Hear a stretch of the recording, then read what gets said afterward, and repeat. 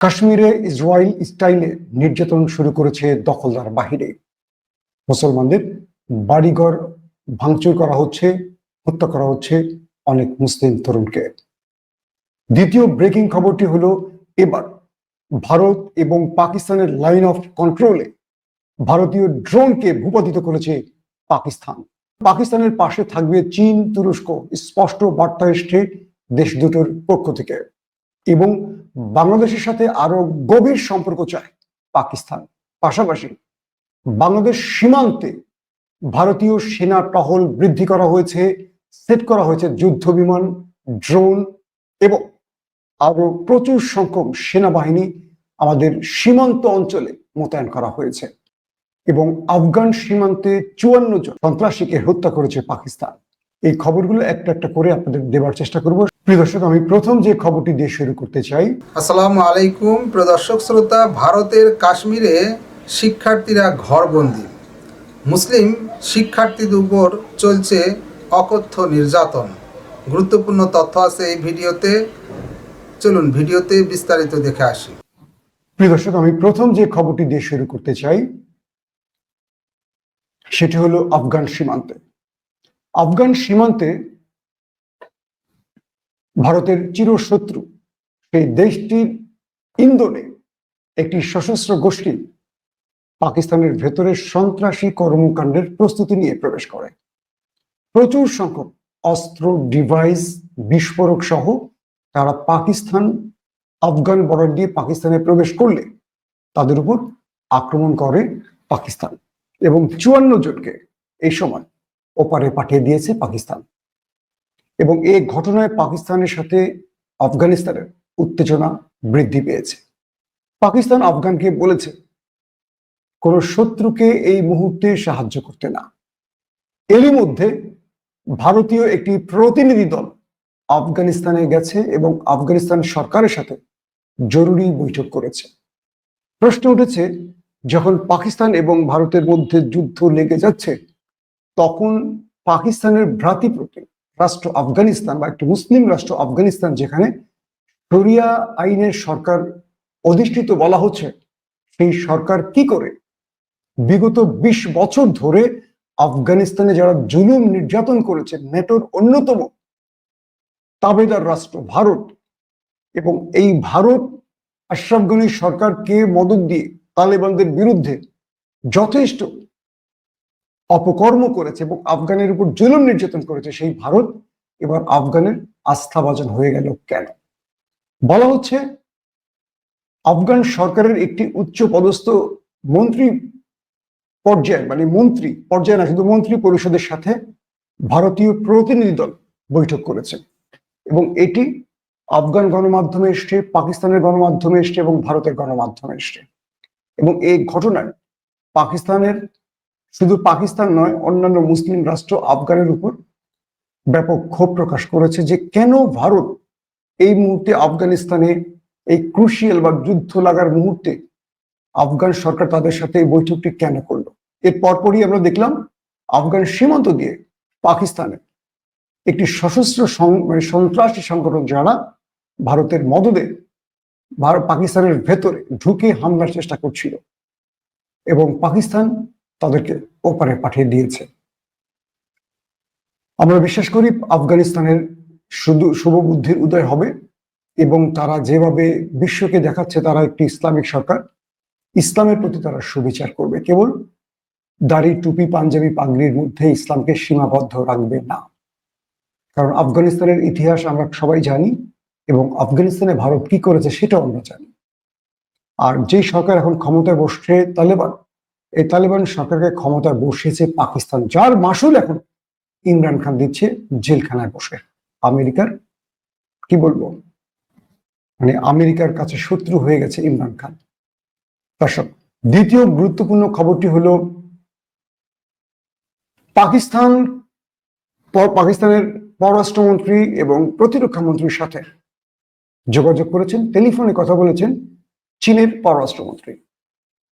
চীন বলেছে তারা এই মুহূর্তে দক্ষিণ এশিয়াতে কোনো যুদ্ধ দেখতে চায় না।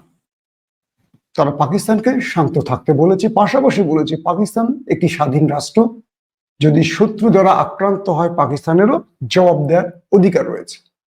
পাশাপাশি চীন পাকিস্তানকে এই বার্তাটির সঙ্গে ভারতকেও এটি বুঝিয়ে দিয়েছে যে দক্ষিণ এশিয়াতে এই মুহূর্তে যারা যুদ্ধ লাগাতে চাইছে তাদের উদ্দেশ্য ভালো নয়। হয়তোবা এই ইঙ্গিতটি আমেরিকাকে করেছে যখন আমেরিকার ডোনাল্ড ট্রাম্প বলেছে এই দুই দেশের বিরোধ 1000 বছর ধরে, এবং এরা কি করবে এটা তারাই সিদ্ধান্ত নেবে। এখানে ট্রাম্প কোনো ভূমিকা রাখতে চায় না, তবে তিনি চায় এখানে শান্তি বিরাজ করুক। অর্থাৎ ভারত পাকিস্তানের এই কাশ্মীর ইস্যুটি 1000 বছরের একটা শব্দ ব্যবহার করেছে, যদিও এটা 1000 বছর না, এটা 47 থেকে এই বিরোধটা তৈরি হয়েছে। তো ট্রাম্পের এই বক্তব্যে বোঝা যাচ্ছে তিনি এই দুই দেশকে তাকিয়ে দিতে চাচ্ছেন এবং অস্ত্র বিক্রির পায়তারা করছেন, কিন্তু চীন দুই দেশকে শান্ত থাকতে বলেছে। পাশাপাশি চীন বলেছে পাকিস্তান আমাদের ভ্রাতৃপ্রতিম রাষ্ট্র, প্রতিবেশী রাষ্ট্র এবং বন্ধু রাষ্ট্র। পাকিস্তান কোনো বিপদে পড়লে চীন তাদের পাশে দাঁড়াবে।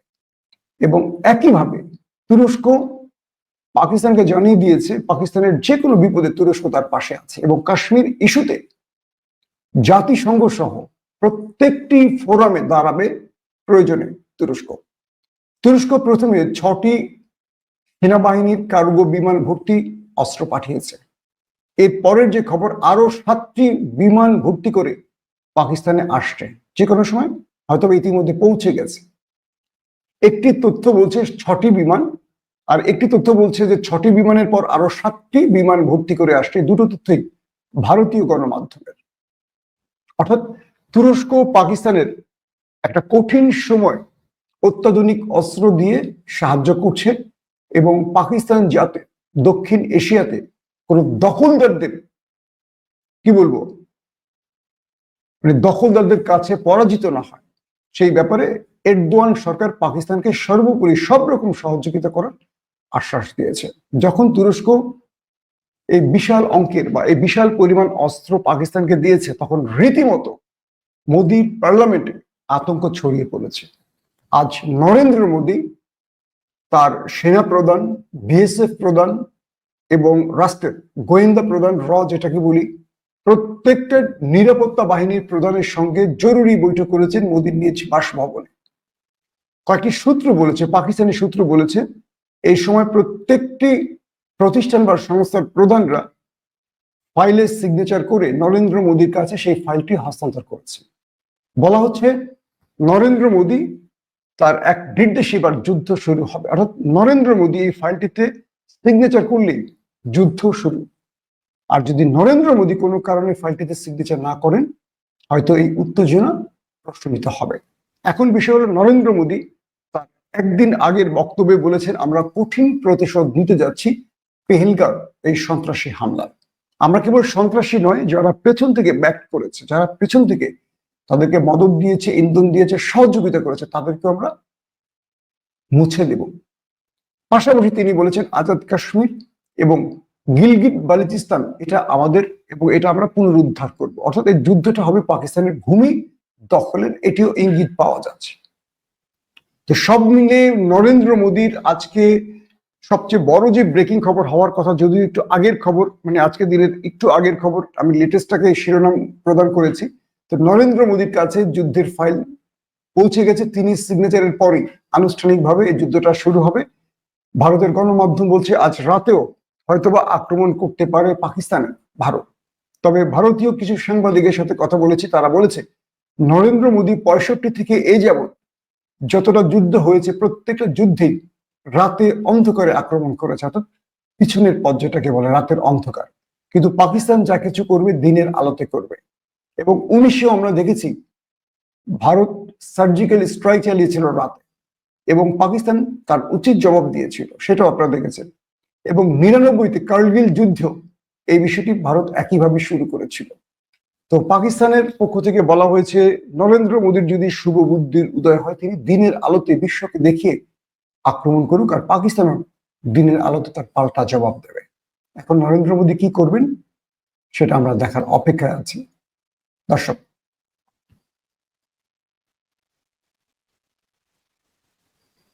আর দ্বিতীয় যে বিষয়টি, এখন নরেন্দ্র মোদীর বিষয়টি আপনারা বুঝলেন যে কোনো সময় আজকে রাতে ওই আক্রমণটা শুরু হতে পারে। আমি আবার বলবেন না মাসুম ভাই বললেন তো রাতের যুদ্ধটা শুরু হবে, হলো না কেন? যুদ্ধটা আমি শুরু করব না, যুদ্ধটা যারা শুরু করার তারা করবে। তারপরে যে ব্রেকিং খবর সেটি হলো জাতিসংঘে বিচার দিয়েছিল ভারত, কিন্তু জাতিসংঘ ভারতের সুরে কথা বলেনি। জাতিসংঘ বলেছে আমরা চাই এই দুই রাষ্ট্র শান্তির পথে হাঁটুক, যুদ্ধ বন্ধ করে, যুদ্ধ শান্তির পথ খুঁজতে পারে না, শান্তির পথ দেখাতে পারে না। সন্ত্রাসী হামলার যে ঘটনা ঘটেছে তার নিন্দা জানিয়েছে এবং জাতিসংঘ বলছে ভারতকে সুষ্ঠু তদন্ত করতে, কারা এর মানে এটার সাথে জড়িত। এবং পাকিস্তানের বিষয় একটা শব্দ উচ্চারণ করেনি, মানে পাকিস্তানের বিরুদ্ধে জাতিসংঘ কোনো শব্দ উচ্চারণ করেনি। তার মানে নরেন্দ্র মোদী আন্তর্জাতিক ফোরামে যে চেষ্টাটি করেছিলেন সফল হয়নি, তিনি ব্যর্থ হয়েছেন এবং এটাই পাকিস্তানের জয়। বরং দুই দেশকেই শান্ত থাকতে বলেছে জাতিসংঘ। এবং তার পরের যে গুরুত্বপূর্ণ খবর সেটি হলো বাংলাদেশকে নিয়ে এখন গভীর সংকটে আছে ভারত, কারণ শেখ হাসিনা ওয়াজেদ এই মুহূর্তে ক্ষমতায় নেই, অর্থাৎ লেন্দুর দর্জি এই মুহূর্তে ক্ষমতায় নেই। তাহলে যখন পাকিস্তানের সাথে চরম উত্তেজনা বিরাজ করছে ভারতে, তখন বাংলাদেশ সীমান্তে ট্যাঙ্ক কেন, সেনা বৃদ্ধি করা হলো কেন, কেন ড্রোন উঠছে বাংলাদেশ সীমান্তে, কেন অতিরিক্ত সেনা মোতায়েনের পাশাপাশি চৌকি বসানো হলো, প্রত্যেকের কাছে ভারী অস্ত্র তাক করে আছে বাংলাদেশের দিকে, কেন যুদ্ধ বিমানগুলো বাংলাদেশ সীমান্তের আশপাশে ছুটছে, কেন ড্রোনগুলো বাংলাদেশের অবস্থা নির্ণয় করছে। এর প্রত্যেকটা উত্তর ভারতকে দেওয়া উচিত এবং আমি মনে করি প্রফেসর ইউনূস সরকারের পররাষ্ট্র দপ্তর ভারতকে জিজ্ঞেস করতে পারে।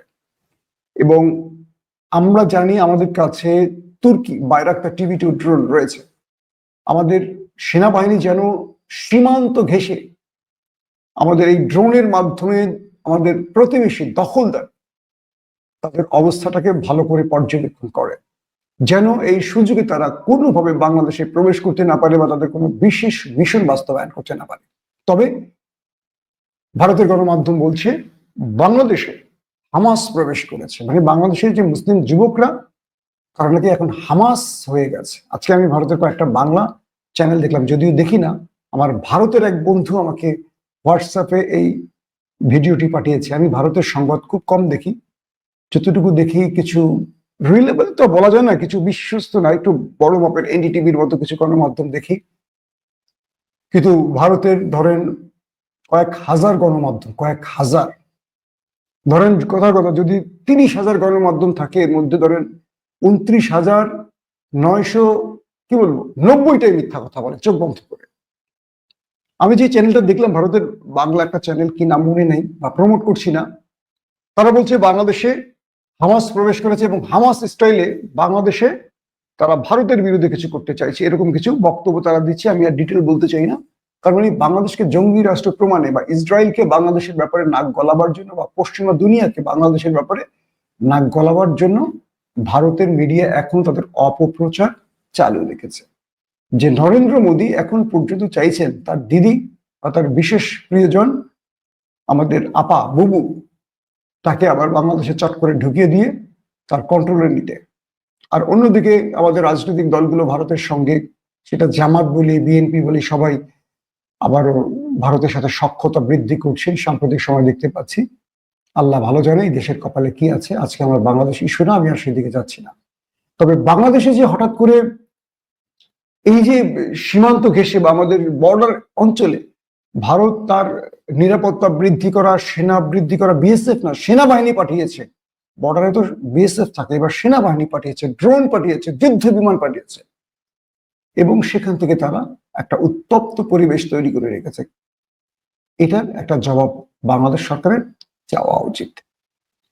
এবং এবার আমি আপনাদেরকে একটু দিতে চাচ্ছি খবর, সেটা হলো বাংলাদেশের হাই কমিশনে গিয়েছেন পাকিস্তানের প্রতিরক্ষা মন্ত্রী ইসাক দার। ইসাক দার দুঃখিত, তিনি হলেন খাজা আসিফ। তিনি বলেছেন আমরা বাংলাদেশের সাথে অতীতের চেয়েও ভালো সম্পর্কের দিকে এগুচ্ছি এবং আমরা বিশ্বাস করি বাংলাদেশের সাথে পাকিস্তানের এই মুহূর্তে গত 54 বছর পর সবচেয়ে মধুর সম্পর্ক। পাশাপাশি খাজা আসিফ আরো বলেছেন আগামী দিনে আমরা আরো সম্পর্ক আরো গভীর করতে চাই। আমরা ভ্রাতৃপ্রতিম দুটো রাষ্ট্র, আমরা দুটো দেহের হলেও খেয়াল করবেন, মানে দুটো দেশ হলেও একটা আত্মা। আমি বিশ্বাস করি মুসলমানদের একটাই আত্মা, সেটা প্যালেস্টাইনের বলি, কাশ্মীরের বলি, উইগুর বলি, বাংলাদেশ বলি, মালয়েশিয়া বলি, কিংবা ভারতের মুসলমানদের কথা বলি।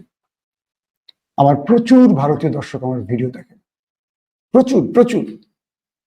আমার এই কলিজার ভাইগুলো অপেক্ষায় থাকেন মুসলমানদের বিজয় দেখার জন্য। প্রতি মুহূর্তে এদের উপর নির্যাতন হচ্ছে, এরা একটা বিজয়ের অপেক্ষায় আছে। অথচ আমি ভারতীয় দর্শকদের বলি, বাংলাদেশের হিন্দুরা খুব আরামে আছে ভাই। নরেন্দ্র মোদী যে মিথ্যাচার করছে টেলিভিশনে, এগুলো নিছক মিথ্যা ভাই। বিশ্বাস করেন, আমি আমার আল্লাহকে সাক্ষ্য করে, আপনি যদি মনে করেন ভগবান, আমরা বলি আল্লাহ, তাকে সাক্ষী রেখে বলি, বাংলাদেশের হিন্দুদের উপর কোনো নির্যাতন হয় না। যা কিছু হয় এটা রাজনৈতিক। ধরেন বিএনপি আওয়ামী লীগ হয় না, বিএনপি জামাতের হয় না, বা আওয়ামী লীগ বিএনপি, ঠিক এরকম। কিন্তু যখন ব্যক্তিটা হিন্দু হয়, এটাকে সংখ্যালঘু বলা হয়। আদৌ বাংলাদেশের মানুষ কখনো হিন্দুদের উপর নির্যাতন করে না। বাংলাদেশ এইরকম অসভ্য রাষ্ট্র নয়। বাংলাদেশে হিন্দুরা ভারতের চেয়েও আরামে আছে। যদি কেউ জানতে চান, প্লিজ আসেন, বাংলাদেশ ঘুরে ঘুরে দেখাবো আপনাদের, নিজের খরচে দেখাবো, নিজের খরচে আমি আপনাদের দেখাবো। বাংলাদেশের প্রত্যেকটা অঞ্চলে নিয়ে যাবো আপনাদের, এখানকার হিন্দুদের কথা শুনবেন। কিন্তু কিছু পলিটিক্যাল কারণে একটা হিন্দু ধরেন আওয়ামী লীগ করে, বিগত 16 বছর অত্যাচার নির্যাতন জুলুম করেছে, এখন মার খাইলে সেটা তো সংখ্যালঘু নির্যাতন নয় রে ভাই, বোঝার চেষ্টা করবে। কিন্তু ভারতের মুসলমানরা কি ভালো আছে? আপনারাই বলেন। ওয়াকফ আইন নিয়ে কি করেছেন? কত মানুষকে মেরেছেন, কি করছেন? একটার পর একটা বিজেপি সরকার মুসলমানদের বিরুদ্ধে আইন করছে।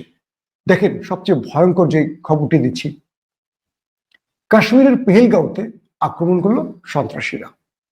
ইতিমধ্যে শিখ নেতা পান্নুন বললেন কি, খালিস্তানপন্থী যে নেতা, তিনি বললেন কি, এই আক্রমণটি নরেন্দ্র মোদী করিয়েছে। তিনি নিজে হিন্দু দল, আবার হিন্দু মেরে রাজনীতি করছেন। নরেন্দ্র মোদী এই বক্তব্যটির কোনো ব্যাখ্যা আদৌ দেননি। যারা পেহেলগাঁওতে ছিলেন তারাই বলছেন যে কালেমা পড়া, নুনটু দেখা, এগুলো মিথ্যে। বরং কিছু কিছু ঘটনা ঘটতে পারে এটা মুসলমানদের দায়ী করার জন্য। এখন হিন্দু যদি আক্রমণ করতে এসে বল কালেমা পড়, এটা তো কি আপনি বুঝতে পারছেন? এটা তো উদ্দেশ্য সত্যিকার, একটা উদ্দেশ্য প্রণোদিত ভাবে, বা এটা মুসলমানদের দায় দেওয়ার জন্য তো এটা হয়, তাই না? ব্ল্যাকমেলিং তো এরকম করেই হয়। কিন্তু প্রশ্ন যারা করেছে যে পুরো পুলওয়ামা থেকে শুরু করে শ্রীনগর, জম্মু সব জায়গায় সেনাবাহিনী, কিন্তু আক্রমণের কয়েক ঘন্টা যে সময়টা আক্রমণ করবে, এই আক্রমণের সময়টিতে সেনাবাহিনী পুলিশ সেখান থেকে উধাও হয়ে গেল কেন?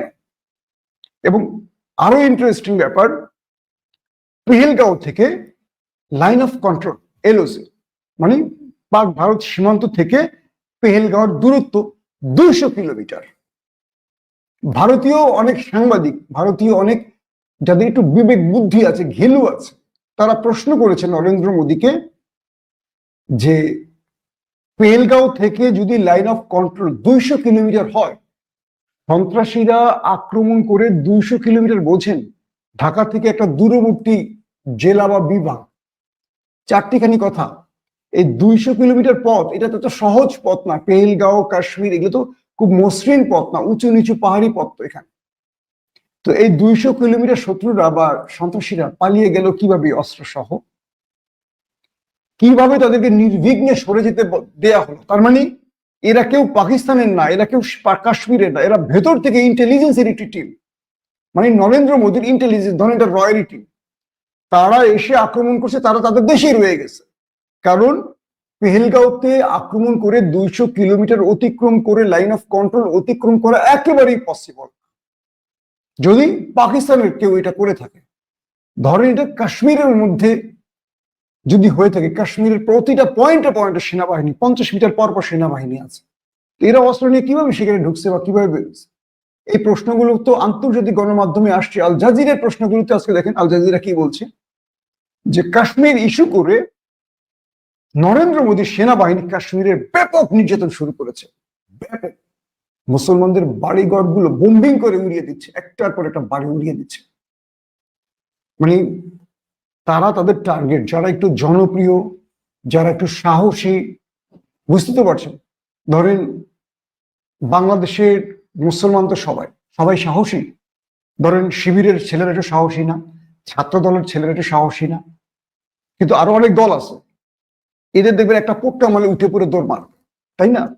তো কাশ্মীরে যে যুবকগুলো একটু সাহসী, যাদের একটু ইমানি চেতনা বেশি, এগুলো তো ওদের পুলিশ জানে, তাদের তালিকা আছে, এই তালিকা ধরে ধরে বা যারা কাশ্মীরের স্বাধীনতা চায় এদের প্রত্যেকের বাড়িগুলো ধ্বংস করে দিচ্ছে বোম্বিং করে করে, এবং এদেরকে হত্যা করছে। একটা গণহত্যা চালাচ্ছে কাশ্মীরে এই মুহূর্তে দখলদাররা।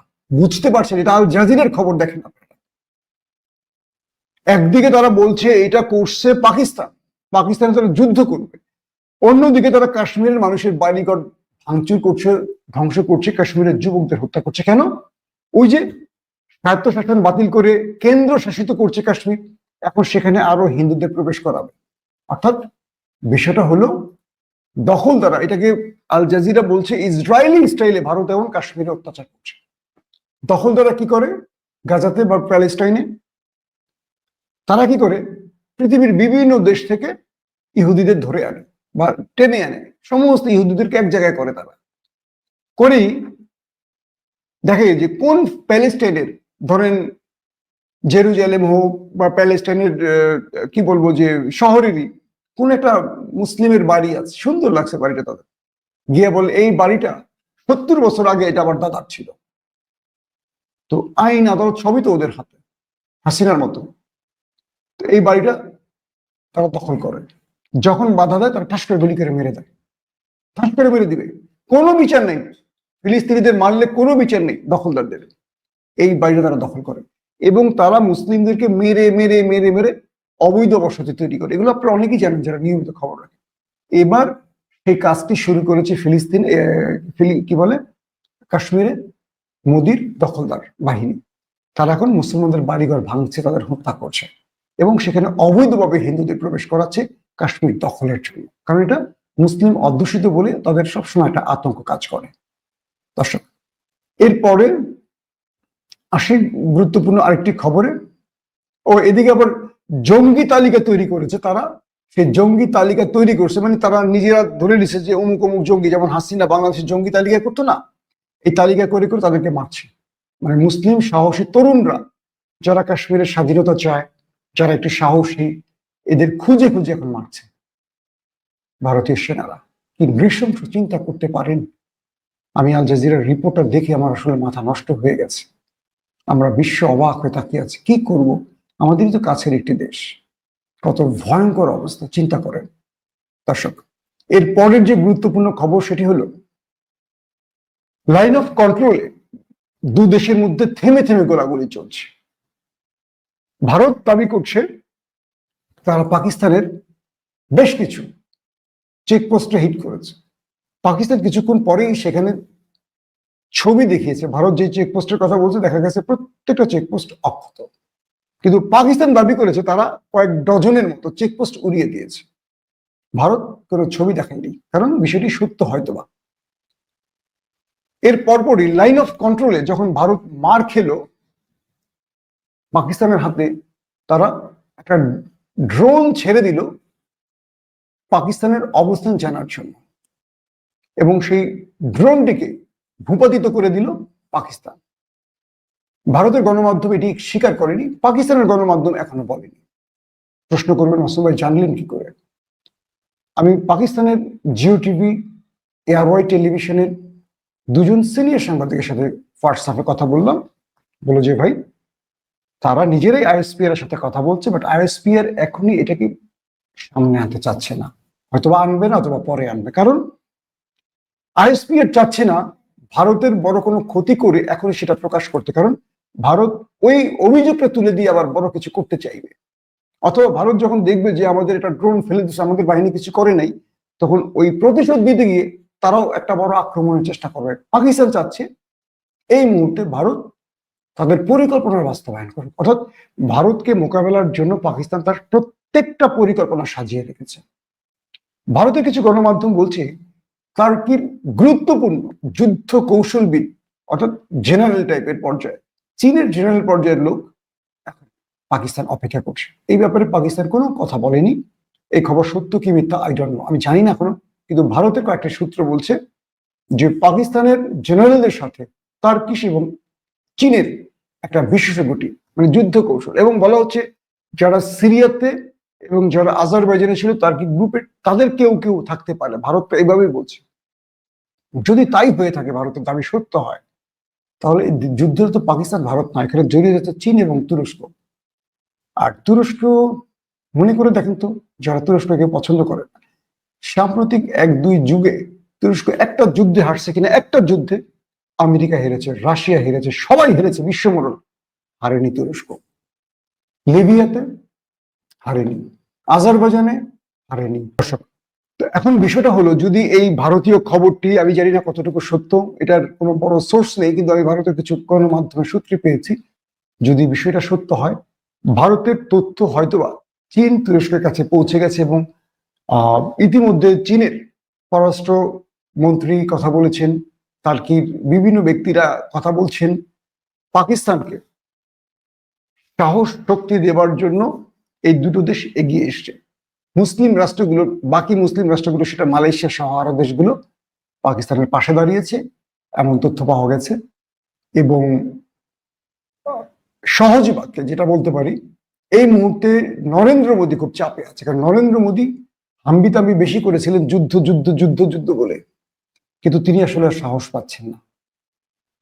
সেনাবাহিনীর অনেকগুলো সোর্স বলছে, মানে সেনাবাহিনী যেমন আজকে আহ এটা কি নিউ ইয়র্ক টাইমস, এতে দেখলাম, মার্কিন একটি গণমাধ্যমে দেখলাম, নিউ ইয়র্ক টাইমসে, তারা বলছে ভারতের কাছে যে অস্ত্র আছে, আধুনিক অস্ত্র আছে 12-16%, 62 না 66% সব সেকালের, মানে পুরনো আমলের অস্ত্র।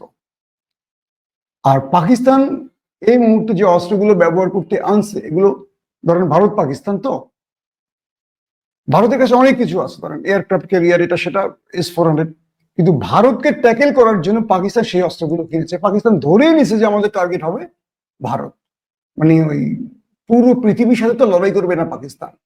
তো পাকিস্তান সেভাবে ভারতকে মোকাবেলা করার জন্যই তাদের অস্ত্র ভান্ডার তৈরি করেছে। তো পাকিস্তান মানে নিজের উদ্ভাবিত অস্ত্র আছে, তার কিস আছে, চীনের কাছ থেকে অনেক রেয়ার অস্ত্র পাকিস্তানের কাছে আছে, যেটা গ্লোবাল ফায়ার, মানে আমরা যেটাকে পরিসংখ্যান হিসেবে ধরি, সেখানে তো উল্লেখিত নাই, বা পাকিস্তান সেটাকে গোপন রেখেছে, কারণ চীনের অস্ত্র চীন হয়তো প্রকাশ করতে দেয় না। আর সবচেয়ে বড় কথা হলো কি, যুদ্ধটা শুরু হওয়ার পর যদি দেখেন যে পাকিস্তান কোনো কারণে ভারতের কোন একটা সেক্টরে মার খাচ্ছে, ধরেন ভারতের এই রাফায়েলে পাকিস্তান আটকে যাচ্ছে, রাফায়েল এসে পাকিস্তানের এই ক্ষতিগুলো করছে, ধরে নেবেন কয়েক ঘন্টার মধ্যে রাফায়েলকে বিট করার জন্য চীন পাকিস্তানকে দিয়ে দেবে বিশেষ কিছু, কারণ চীনের কাছে সবই আছে। চীন তো আমেরিকাকে মোকাবেলা করার জন্য প্রস্তুতি নিয়ে বসে আছে, তো চীনের কাছে তো সবই আছে। চীন কিন্তু তার অস্ত্র ভান্ডার কি খুব উন্মুক্ত করে না। তো বিষয়টা হলো, ধরে নেন চীনের কাছে যা আছে পাকিস্তান তাই আছে। এবং তুরস্ক এমন একটি রাষ্ট্র, তুরস্কের সাথে পাকিস্তানের সম্পর্ক খুবই ভালো, এবং তুরস্ক তার প্রয়োজনে আরো ড্রোন দিবে, আরো যা যা লাগে, পঞ্চম প্রজন্মের যদি কিছু লাগে, তুরস্ক দিতে এতটুকু দ্বিধা করবে না পাকিস্তানকে, কারণ দুটো দেশের সম্পর্ক শুধু মুসলিম বলে না, সম্পর্ক অনেক ভালো। তো ভারত এই বিষয়গুলো নিয়ে আজকে যে বৈঠক করেছে, সে বৈঠকের একটা ছোট্ট সামারি পেয়েছি পাকিস্তানের একটি টেলিভিশনে, দেখলাম যে নরেন্দ্র মোদীকে সবাই বলেছে যে আপনি চাইলে যুদ্ধ শুরু করতে পারেন, কিন্তু এই যুদ্ধটা আমাদের জন্য অনেক কঠিন হবে, এবং এই যুদ্ধটা শুরু করা সহজ হবে, শেষ করা কঠিন হবে। কারণ পাকিস্তান এই যুদ্ধটা শুরু করবে, কিন্তু পাকিস্তান আর শেষ করতে পারবে না, যুদ্ধটা চলে যাবে একটা বিশ্ব মঞ্চে, অর্থাৎ চীন চলে আসবে, আদার্স অনেক জায়গা। ইভেন সেই কারণে তারা বাংলাদেশকেও ভয় পায়, যে কারণে বাংলাদেশ সীমান্তে পর্যন্ত সেনা মোতায়েন করা হলো, যুদ্ধ বিমান পাঠানো হলো, ড্রোন পাঠানো হলো, বন্দুক নিয়ে বসে আছে যা দেখবেন। আমি আজকে ভারতীয় টেলিভিশনে দেখেছি, একদম বন্দুক তাক করে বসে আছে বাংলাদেশের দিকে তাকিয়ে। তো এই যে পরিস্থিতিটা তৈরি হয়েছে, এই পরিস্থিতিটা সত্যিকার অর্থে নরেন্দ্র মোদীর কপালে হাত পড়ে গেছে। এখন তিনি তার ভোট ব্যাংক ধরে রাখার জন্য একটা মামুলি স্ট্রাইক চালাবেন নাকি একটা যুদ্ধ করবেন, আমরা কয়েক ঘন্টার মধ্যে টের পাবো। আজ রাত থেকে যে কোনো সময় শুনবেন একটা কিছু, অথবা একটা মামুলি আগের মতো 19 সালের মতো একটা স্ট্রাইক চালাবে বালাকোটে বা কোথাও, কয়েকটা গাছ শহীদ হয়ে যাবে যেটা হয়েছে। তারপরে বলবে, ভারতীয় গণমাধ্যম চিৎকার করে বলবে, ময়ূক রঞ্জনের মতো চিৎকার করবে আর দৌড়াবে এক থেকে, ব্রেকিং খবর ব্রেকিং খবর ব্রেকিং খবর, কি হয়েছে? মোদির প্যান্ট ছিঁড়ে গেছে। অর্থাৎ পাকিস্তানের ভিতরে সন্ত্রাসী আর কি কারখানা আক্রমণ করে 300 জন মেরে দিয়েছে। কিছুক্ষণ পর পাকিস্তান আন্তর্জাতিক সকল টেলিভিশনকে নিয়ে বলবো, এই দেখো 300 জন লোক, 2টা কলা গাছ, 26টা মান্দার গাছ, কটা নারিকেল গাছ, এই কচু গাছ, এগুলো এর আগে কিন্তু 19 সালে তাই হয়েছে, মনে আছে আপনাদের? ওরা বলেছে স্ট্রাইক চালিয়ে আমরা প্রচুর সন্ত্রাসী মেরেছি। পাকিস্তান সঙ্গে সঙ্গে Al Jazeera, BBC, CNN, Reuters, TRT world সবাইকে নিয়ে গেছে। আমার সাথে যোগাযোগ হচ্ছিল, আমি যাকে চিনি, গিয়ে তারা ছবি তুলছে, কয়েকটা গাছ, একটা মানুষ মরেনি। উল্টো তাদের বায়ুসেনা মানে বৈমানিক, যেটাকে পাইলট, বিমান নিয়ে ধরা পড়ছে পাকিস্তানের হাতে, মনে আছে? অভিমন্যু নাকি নাম, মনে আছে না? যে বড় বড় মোষ। আমার কি বলে ভারত জানেন? আমাদের চাপে, আমাদের ভয়ে ছেড়ে দিছে। ইমরান খান তখন প্রধানমন্ত্রী, ইমরান খান ডরানোর লোক। দেখেন, একটা খবর দিয়ে শেষ করি। বিএসএফ এর একজনকে ধরে নিয়ে গেছে না, গ্রেপ্তার করছে না রেঞ্জার্স, পাকিস্তানের রেঞ্জার্স, এখন পর্যন্ত ছাড়েনি। 4 বার পতাকা বৈঠক হয়েছে, সকালে হয়েছে 3 বার, এখন পর্যন্ত খবর 4 বার পতাকা বৈঠক হয়েছে 2 দেশের মধ্যে, পাকিস্তান ছাড়ে না। ভারতকে যদি ভয় পেত, 4 বার পতাকা বৈঠকের পর তাকে আটকে রাখতে পারে, কিন্তু ছেড়ে যখন দিবে, ধরেন কোন একটা কারণে ছাড়বে, তো তাহলে তো বসে বসে খাওয়া লাভ নাই। নিয়ম তো আছে যে তাকে ছেড়ে দিতে হয়। বাংলাদেশ, পাকিস্তান, ভারত দেখি না আমরা ছেড়ে দেয়, তো তখন বলবে আমাদের ভয়ে ছেড়ে দিয়েছে। মানে বিষয়টা হলো কি জানেন, 2 জন মারামারি করতেছে, তো যে লোকটা নিচে পড়ে রয়েছে আর উপর থেকে তাহলে ঘুষাচ্ছে, নিচ থেকে সে বলতেছে, কিরে তোর কেমন লাগে, কিরে তোর কেমন লাগে। তো উপরের লোকটা চিন্তা করে, কিরে উপরে উঠে অনেক ঘুষাইতেছি আমি, ওইটা কি কয়। তো দাদাদের অবস্থাটা হলো এরকম, মার খায়, সবই হয়, আর বলে আমাদের ভয়ে ছেড়ে দিয়েছে। তাহলে আমি আমার দাদাদেরকে প্রশ্ন করি, যে বিএসএফ জওয়ানকে ধরে নিয়ে গেছে 4 বার পতাকা বৈঠকের পর, এখনো ছাড়লো না পাকিস্তান, আপনাদেরকে ভয় পাচ্ছে? তাহলে বিদায় নিচ্ছি আজকের মতো। প্রত্যেকে ভালো থাকবেন। আল্লাহ হাফেজ।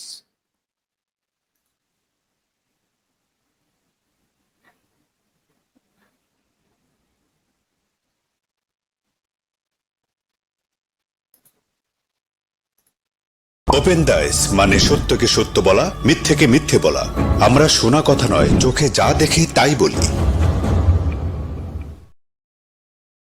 দর্শক শ্রোতা, এই বিষয়ে আপনার মতামত থাকলে লিখতে পারেন কমেন্ট বক্সে আপনার মতামত। ভারত এই গুজরাটের কসাই যেভাবে মুসলিমদের উপর নিপীড়ন নির্যাতন করে, বাংলাদেশে কিন্তু হিন্দুদের উপর সে পরিমাণে কিছুই হয় না। মুসলিম বিদ্বেষী ইসরায়েল এবং ভারত, এরা আসলে চাচ্ছে কি?